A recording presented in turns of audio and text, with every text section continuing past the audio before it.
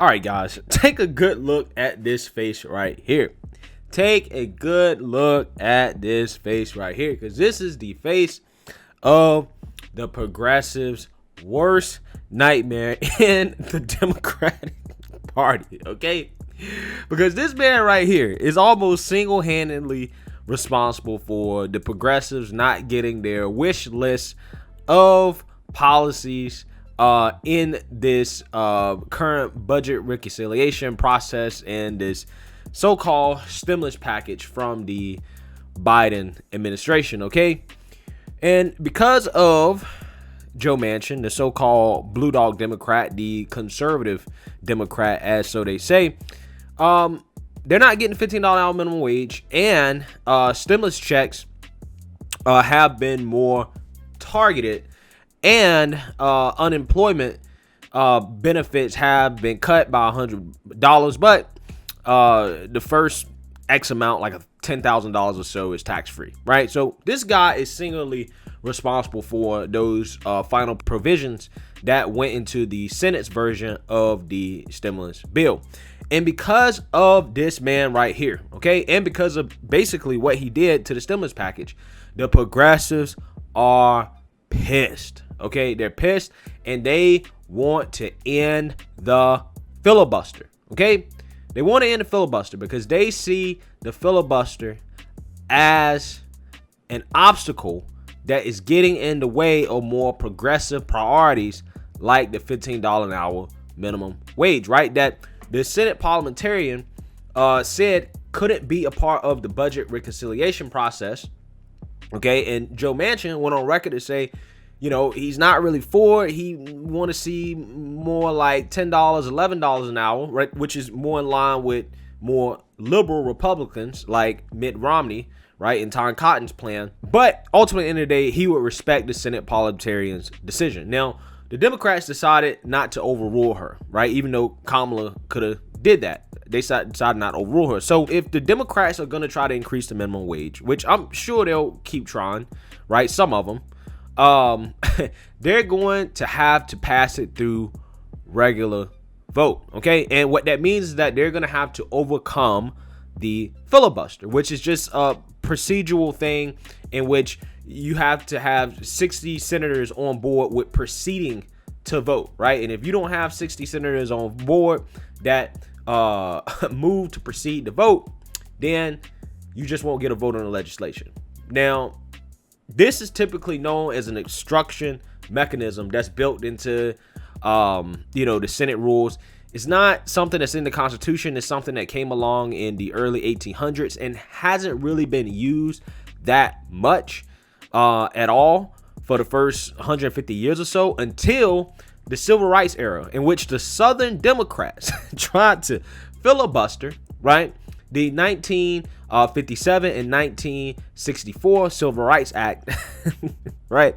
And that filibuster attempt was led by Joe Biden's mentor, Strom Thurmond, who again was a part of the Southern Democrats, aka the Dixiecrats. Okay, a little history lesson there, but that was one of the longest filibusters in history. But anyways, so it's basically used to try to block legislation, right? And when you try to get rid of the filibuster, that is called the nuclear option. Now, the Democrats did this under Obama in 2013 when they basically voted to get rid of the filibuster for presidential nominations and judicial appointments, right? Outside of the Supreme Court. Mitch McConnell hit back in 2017 when Republicans took the majority and got rid of the filibuster for the Supreme Court nominees. Now, I think the filibuster is only eligible for just very specific pieces of legislation outside of what they've already took away the filibuster for, and obviously the budgetary process, right? So with that being said, a lot of the progressive priorities that they want, right, such as the Green New Deal, the upcoming infrastructure bill, the $15 an hour minimum wage, universal health care, universal jobs guarantee, all the things that the progressives want, in order for them to even get close to getting it done, they have to get rid of the filibuster. And there are calls to do that. And in order for them to do that, all they have to do is have a majority vote to say, hey, we want to get rid of the filibuster. And Joe Manchin once again, may be standing in the way. So he is speaking about the filibuster and giving his opinion on the issue because he's been asked about this a lot. A lot of people have been asking Joe Manchin, are you going to get on board with the Democrats getting rid of the filibuster? And this is very important, guys, because this man right here could be one of the only few people that's standing in the way of the Democrats and them pushing a more progressive agenda. So let's take a listen at his thoughts in regards to the filibuster and go from there. So, Senator, let me ask you one last question, because going forward, one of the things that you staked out very early on, and I only got about 2 minutes here, is that you would not end the filibuster. The question I have is, would you consider, if the Republicans just won't go along with anything, reforming the filibuster? For instance, the filibuster doesn't apply now to either budget rules, that's why you have this reconciliation, budget issues, or to nominations. Would you consider extending exemptions to other issues?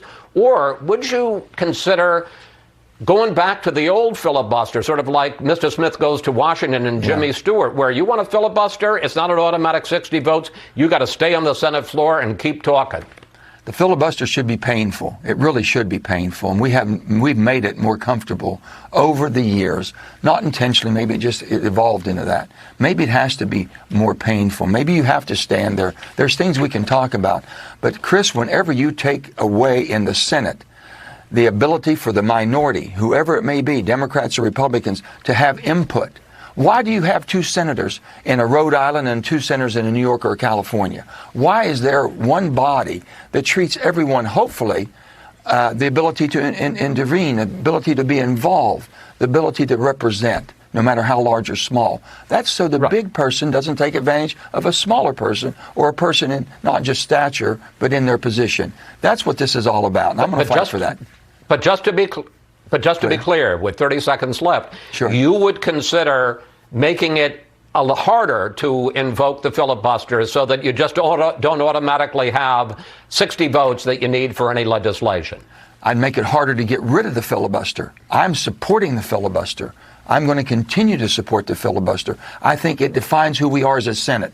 I'll make it harder to get rid of it, but it should be painful if you want to use it. You should make sure the place works to where, okay, I want to work with you. How can we do this? How do we move forward? My Republican friends are my friends. They're not my enemies. And my Democrats is my colleagues. They're not my enemy either. That's my caucus. Together, we've got to make this place work, and it should be harder to invoke pain. It should be painful for us. Don't make it painful for the other side. Senator Manchin, thank you. Thanks for your time after a very busy few days, and we'll be watching the bill's progress on the Hill this week. Thank you, Chris. It's a great piece of legislation. It's going to help Americans for a long time.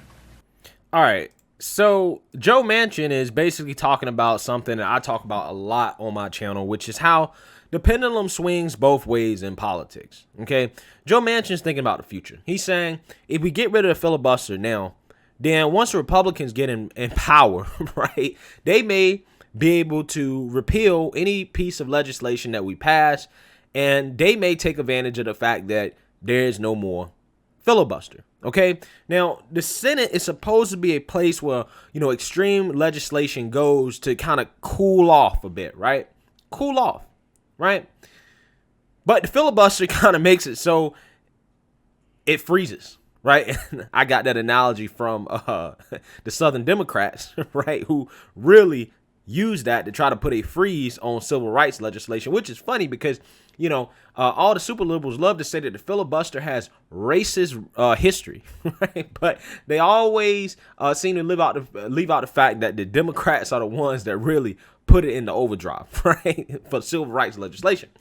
But anyways, in the Senate, this is where legislation is supposed to go to cool down a bit, okay? It's not supposed to be extreme. You're not supposed to be able to get extreme bits of legislation all at one time. It's designed to be done incrementally, okay?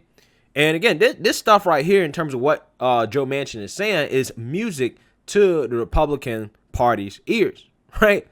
I mean, because this man, again, is single-handedly standing in the way of them getting rolled over, because theoretically, the Democrats should not have to consult with the Republicans on anything. I mean, this guy right here is single-handedly speaking for the Republican Party. But moving forward, with Joe Manchin basically seeming like he's not going to budge on get rid of the filibuster. He actually said he wants to strengthen the filibuster, but he wants to make it painful to use. That means that it's probably going to be unlikely that outside of the budget reconciliation process that the Democrats are going to be able to pass anything super extreme, right? Like right now they have the H.R. 1 bill, and then they have the Equality Act, right, that they're trying to send to the Senate. I don't see those type of legislations getting passed with the way things currently stand. Now, with that being said, like I said in the earlier video, in regards to H.R. 1, what Joe Manchin is saying basically indicates how important 2022 is for the Republicans. And I cannot stress this enough, guys. If the Democrats win seats in the House, and especially in the Senate in 2022, like, it's over, man. Like, I do think that as of right now, Joe Biden doesn't want to end the filibuster because he knows that, with, Joe Manchin there. Well, one, Biden's more in line with Joe Manchin than he is the progressives, but he knows that even if you get rid of the filibuster, that could be bad politically, right? Optically, right? It could be seen as Democrats trying to take over everything. Two, they probably don't have the votes to even do it right now, right? So when 2022 comes, again, if they win seats in the House and the Senate, I think at that point, that's when they will start to move to override or to get rid of the filibuster once they get to the point where they don't need Joe Manchin in order to do it. Okay, and I think that's ultimately what the goal is. Right now, it's really a waste of time putting political capital into trying to get rid of the filibuster when you really don't have the votes to do it. You don't have the votes to do it. But if you wait a couple years and if you win seats in 2022, then they may have enough votes to go full blown in the filibuster and pass whatever legislation they want. Now, does that mean that it's going to be super progressive? I don't know. At that point, maybe Kamala could be taken over. I mean, we don't know what, how Joe Biden's mental health is. Now, the question is whether or not Joe Manchin ultimately will fold, right? Because I do think that if Kamala had allowed Joe Manchin to actually vote on the bill, I think he would have voted for it. And I think part of the reason why they didn't allow him to vote on it, right, for there to be a vote on it, is because they didn't want to put the spotlight on one single Democratic senator like that, right? They didn't really want to air him out like that in a state like West Virginia, where you could probably easily get a Republican to overtake him, right, or to beat him in a general election, right? They can threaten to primary him all they want, but is a progressive going to win in a state like West Virginia? You know what I'm saying? So for as much as the progressives love to talk about trying to primary Joe Manchin, it's really easier said than done, considering why he is this conservative for a reason. He's this conservative because he understands that his state is more of a conservative blue state, right, in which it could easily flip red. It could easily be a Republican to take his seat. And that's why I think that ultimately Kamala and Joe decided not to overrule the Senate parliamentarian, because they didn't want to put the spotlight on Joe Manchin like that, right? All the negative press that would have came his way, the primary efforts. I think just not even putting up for a vote, I think kind of bode well in their interest for keeping the Democrat majority. But again, it's stuff like this, guys, that just shows how important 2022 is for Republicans, and how the Republican Party has to really get it together. They have to come together and really come out hard against the Democrats in 2022, man. And it is so important, because I really do believe they're going to get rid of filibuster. And if they do, they're going to pass H.R. 1, and that's basically going to be the end, right? So, this is kind of, important, because Biden has some other legislation coming down the pipeline that he's trying to get passed. Joe Manchin is a key figure in that, and he probably is the most powerful person in the Senate outside of, obviously, Chuck Schumer and Mitch McConnell. He's probably the third most powerful person right now. Okay, so let me know what you guys think. Make sure you like, comment, and subscribe. Most importantly, share a Black conservative perspective. Peace.